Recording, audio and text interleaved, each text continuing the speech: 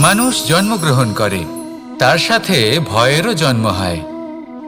ছোটবেলা থেকেই আমাদের মনে কোনো না কোনো প্রকারের ভয় থেকেই যায়। কেউ এই বিষয়ে ভয় পায় যে তার কোনো বস্তু তার থেকে দূরে চলে যাবে। কেউ এই বিষয়ে ভয় পায় যে আমি নিজেকে হারিয়ে ফেলব। কেউ এই ভেবে ভয় পায় যে আমার প্রিয়জনেরা তারা যেন আমার থেকে দূরে না চলে যায়।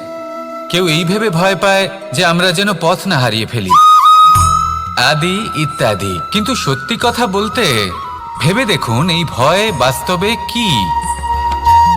শুধুই একটা মনস্থিতি, আর কিছুই নয়। যা কিছু আপনি জীবনে পেয়েছেন তা একদিন আপনাকে হারাতে হবে। এই জীবন হলো আপনারই, কিন্তু তাও একদিন সমাপ্ত হবে। তাই ভয় পেয়ে কি লাভ? এই ভয় শুধু আপনাকে জীবনযাপন করা থেকে বাধা দিচ্ছে, আর কিচ্ছু নয়। পথ হারিয়ে ফেললেই বুঝতে পারবেন যে নতুন পথ কিভাবে বানাতে হয়। কিছু মানুষকে জীবন থেকে হারালে তবেই আপনি বুঝবেন যে আপনার আপনজনকে। এই ভয়ের কারণে ভীত হয়ে থাকবেন না। এই তারা নক্ষত্র অন্ধকারের অভাবে গুরুত্ব হারায়। শিবকেও মহাদেব হওয়ার জন্য বিষপান করতে হয়েছিল।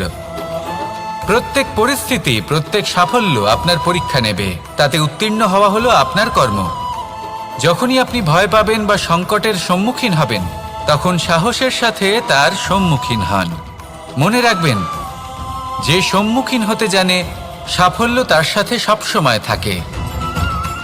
আসুন আর আমার সাথে ভালোবেসে বলুন, রাধা রাধা।